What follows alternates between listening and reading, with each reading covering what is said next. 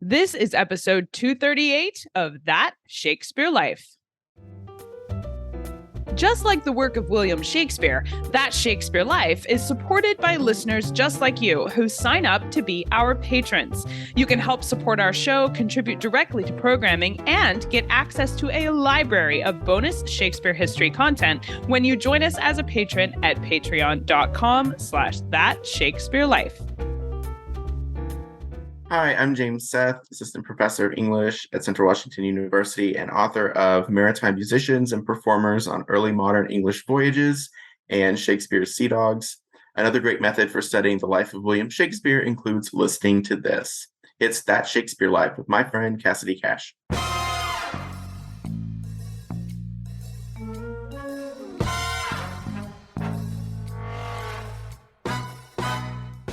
It's very up to the minute, and they're talking about this. Does this work? Can we do this?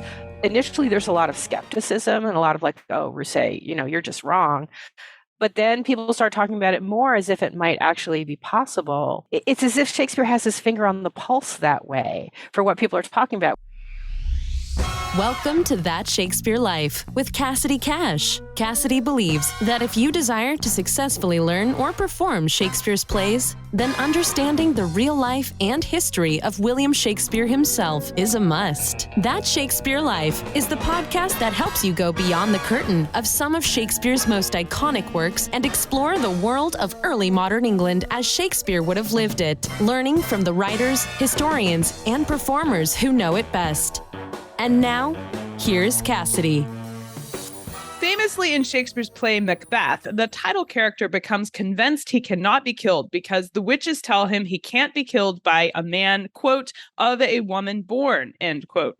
It's only when it's too late that Macbeth learns his nemesis Macduff was from his mother's womb untimely ripped, as Shakespeare writes. Now, that's in reference to a Cesarean surgery, and that's when Macbeth learns of his ultimate fate. Shakespeare's inclusion of a C-section in his play comes at a time when medical science and religious doctrine were questioning the viability of this procedure in a heated public debate.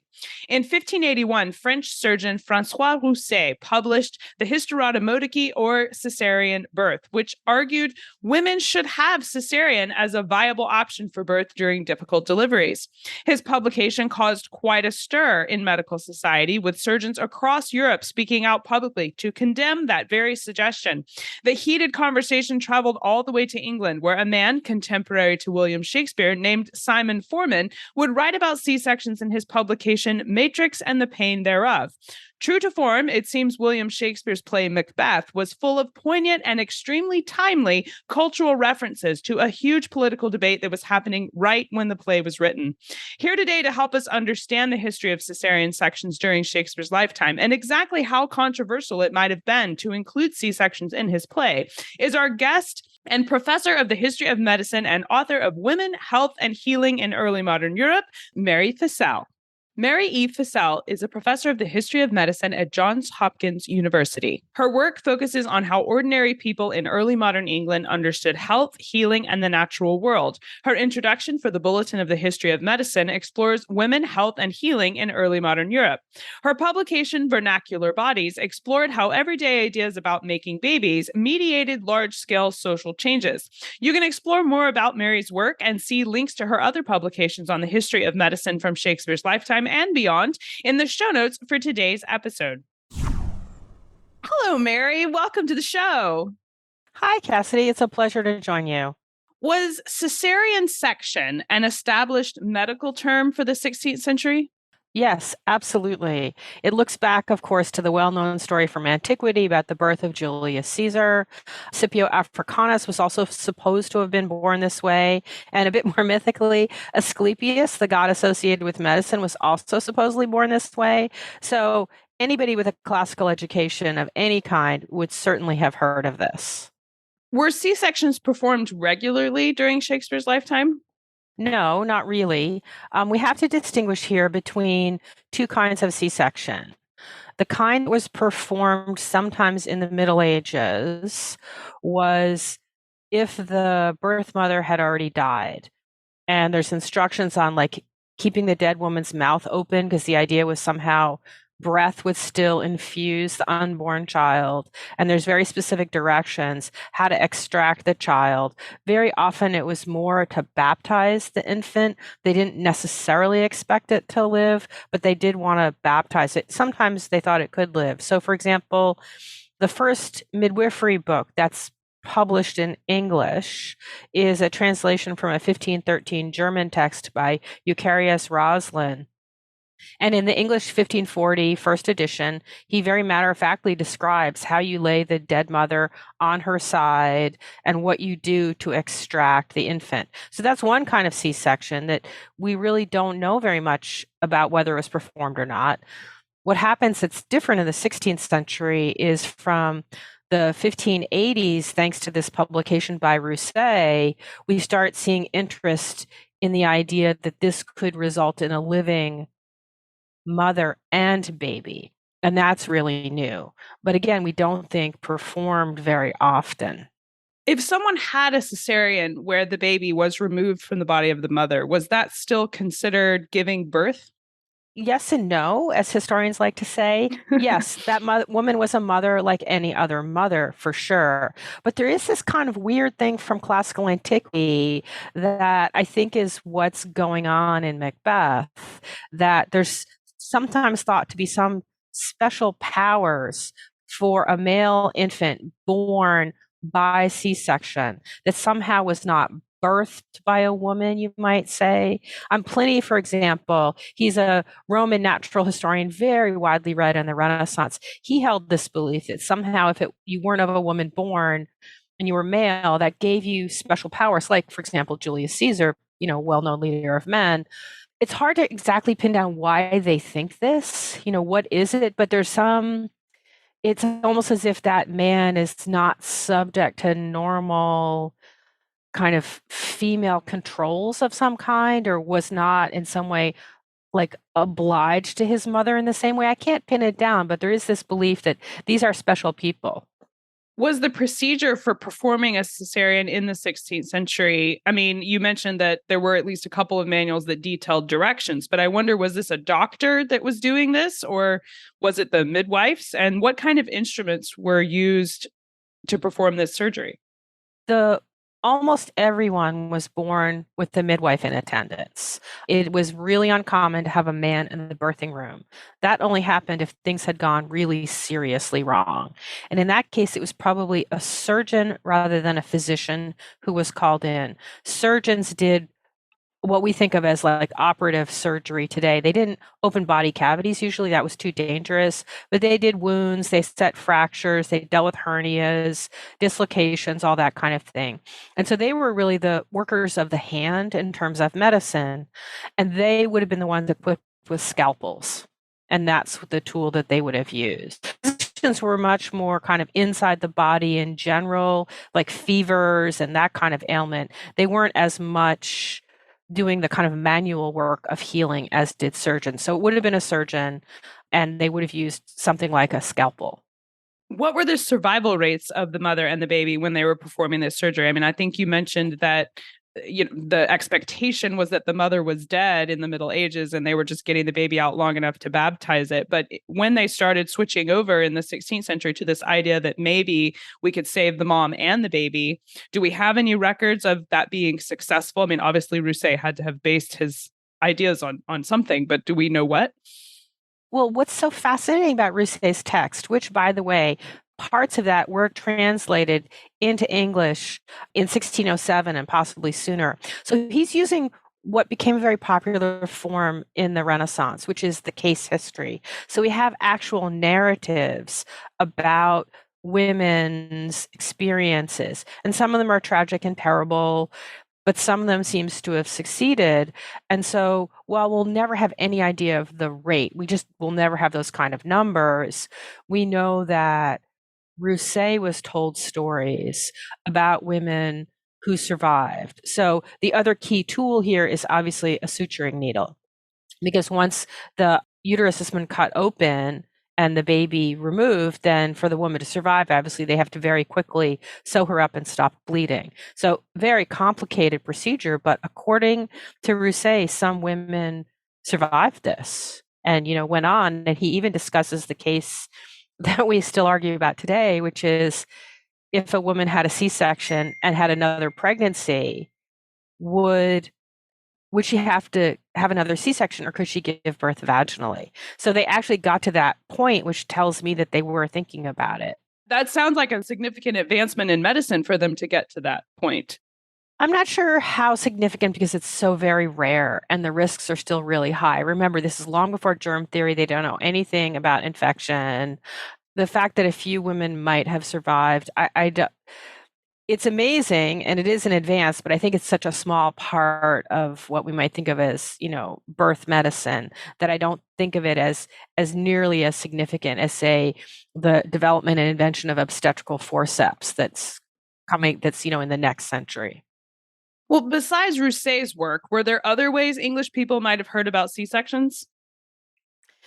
That is a really interesting story, because it turns out that it seems that in the 16th and into the 17th century, there were a lot of stories about Jane Seymour, the wife of Henry VIII, one of the wives of Henry VIII, that she had died from a C-section. So she died after giving birth to Edward VI, sometime in October 1537.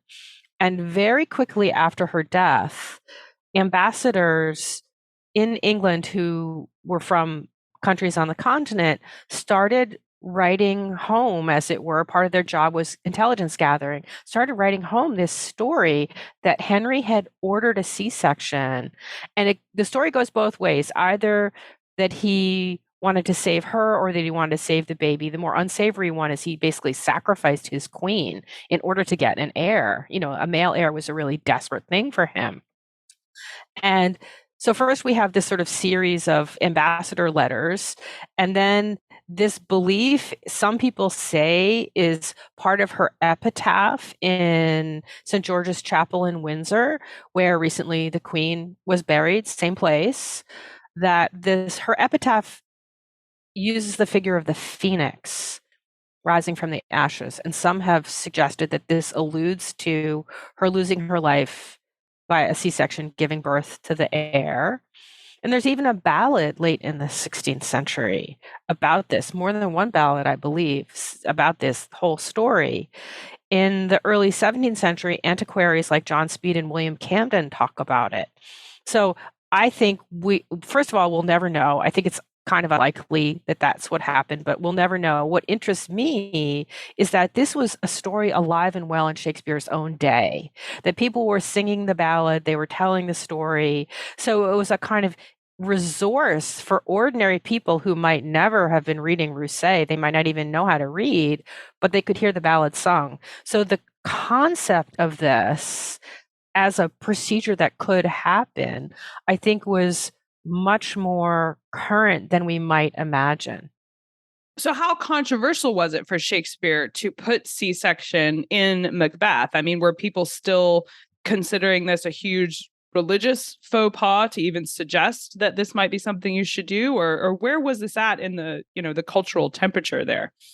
That is a really interesting question that's very hard to fully answer, because you could parse it in a number of ways in terms of the religious significance. Some people would see it as a kind of more Catholic emphasis on the soul of the infant, as sort of sacrificing the mother for the infant, and that would obviously have some pretty dangerous associations in Shakespeare's own day. Alternately, I suppose you could sort of point to, Edward VI's all too short reign as, continuing the Protestant Reformation. So I suppose you could spin it that way if you felt so inclined. I think the Catholic reading would be more likely.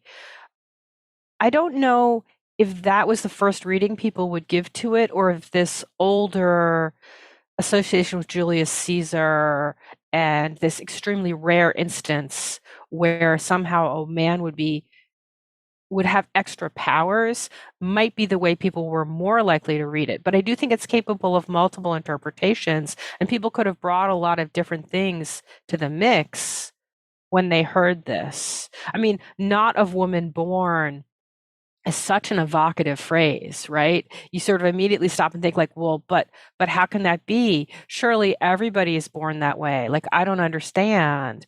And then I think people would have had, some people at least would have had the cultural resources to draw upon to sort of make sense of that explanation and see Macduff as a peculiarly powerful character. So it's presented as a riddle on purpose, but one there was a reasonable expectation on Shakespeare's part that people would have recognized. And maybe the controversy wasn't quite at the level of the abdication scene in Richard III, but we could say that it was definitely a little bit of shock value on Shakespeare's part.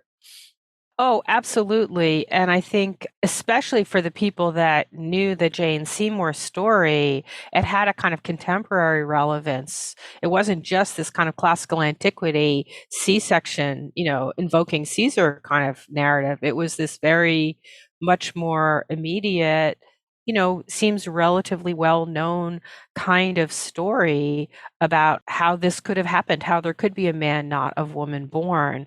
And again, I think it's really open the kinds of interpretations people could have brought to that. So I don't know that it's just controversial. It's very up to the minute. That's what I think is so interesting about this. I mean, Roussett is published in the 80s, and doctors are arguing about this in the 90s into the new century, and the kind of really skilled ancestors of today's obstetricians are mostly in France at this point, or largely in France. Guillemot, for example, is the surgeon to the Hôtel Dieu, and they're talking about this. Does this work? Can we do this? Initially, there's a lot of skepticism and a lot of like, oh, Roussett, you're just wrong. But then people start talking about it more as if it might actually be possible. And it's as if Shakespeare has his finger on the pulse that way for what people are talking about, which I think is really interesting. You might not expect a playwright to be up on that kind of sort of scientific controversy, if you will. Well, I know that we would be excited to explore some of these manuals and the doctors and the instruments and the whole gambit of information there is to explore about C-sections in the 16th and 17th century. So what are some of your favorite books or resources you can recommend for us as a starting place if we want to learn more? Well, there's a wonderful book on women's bodies, anatomy, etc., by Catherine Park. It's called The Secrets of Women. And it's a little bit of an earlier time period, but it covers a lot of the themes and significant aspects and talks about C-section. It talks also about the sort of evil twin of the C-section, which is the moment in antiquity when Nero orders his mother's womb cut open so that he can see where he came from. So, really terrible. I think that's really rich. And at the risk of shameless self-promotion, I'd say my book, Vernacular Bodies, talks about the politics of reproduction in early modern England. So I don't talk about C-section in particular, but I talk a lot about the changing meanings that people brought to reproduction as England went from the period of the Reformation into the Revolution in the next century. So both of those would be good places to start, I think. Those are excellent resources. We will link to these as well as some extras about Guillemot and Roussett in the show notes for today's episode. So make sure you go there to see all of these resources and definitely to check out Mary's book. It's a wonderful read and something you should look into for this topic, definitely. Now, we ask everyone this next question here at That Shakespeare Life, and that's what's the one book you would take with you on a deserted island? My friends in England tell me I'm supposed to allow you the complete works of Shakespeare and a copy of the Bible, so your choice would be in addition to those. Hey, hasn't everyone wanted to be on desert island discs? I love it. I think so. Of course, I would immediately want to game the system and say, well, I'll have the complete works of Trollope then, because based on page length, it would keep me happy for a long time. He wrote a lot during his lifetime. That's a lot of novels. Alternately, on Desert Island, I think you're going to need some laughs. And so potentially the artificial world of P.G. Wodehouse might be a good thing. And he also wrote a lot of books. If it's just one book, if you're really going to hold me to that, I think it might have to be Middlemarch. I often find rereading that wonderful. It's full of detail. It's a great read. I think that might be my other choice. I think you would be well set up on your desert island with those selections. So what's next for you? What are you working on now that you're excited about? I'm writing a trade book on the very long history of abortion. It's called Long Before Roe, and it goes from antiquity to antibiotics, because I think we need that really long history now. We need to understand abortions are things that women have always done, they've always terminated, and that prohibition never works, never has, never will. And so I'm excited to tell a story that goes over really long periods of time to help us understand the situation we're in now. That sounds like a fascinating publication. We'll look forward to seeing that coming out. Mary Fissell, thank you so much for being here with us and sharing us the history of C-sections from Shakespeare's lifetime and just how up to the minute Shakespeare was with Macbeth. This was really a fun conversation. Thank you so much for being here. Thank you so much for having me. If you liked the show today, be sure to let us know about it. Drop us a comment and a rating on the platform you're listening from today. If you would like to see additional details, including woodcuts, portraits, and artifacts related to Caesarian section from Shakespeare's lifetime, be sure to stop by the show notes for today's show. Inside the show notes is where you can see more visual content that coordinates with the history you're learning about today, and there's more information about our guest, along with the resources Mary Fissell recommends you use if you want to explore the history of C-sections further. Find all of these things at CassidyCash.com/episode 238. That's CassidyCash.com/EP238. That Shakespeare Life extends its historical focus to our funding model, being supported in part by listeners who sign up to be patrons of the show, which is the same way William Shakespeare funded his work during his lifetime. Patrons who support the show are treated to behind-the-scenes extras, including sneak peeks at upcoming guests, the chance to submit your own questions to be asked live on the air, as well as worksheets and maps and other digital resources that you can print and download, all of which coordinate with the show and with Shakespeare's plays. The patronage of our listeners allows That Shakespeare Life to be available anywhere in the world, completely commercial-free. Join us as a patron today and unlock all the great bonuses at patreon.com/thatshakespearelife. That's patreon.com/thatshakespearelife. That Shakespeare Life is researched and produced by me, Cassidy Cash. Our audio engineer is Gary Mayholm. That's it for this week. Thank you for listening. I'm Cassidy Cash, and I hope you learned something new about the Bard. I'll see you next time. Bye-bye. Thank you for listening to That Shakespeare Life. As always, the best conversations happen after the episode over at CassidyCash.com. Become a part of a vibrant Shakespeare conversation by adding your voice over at the website. Until next time, remember, when you want to know William Shakespeare, you have to go behind the curtain and into That Shakespeare Life.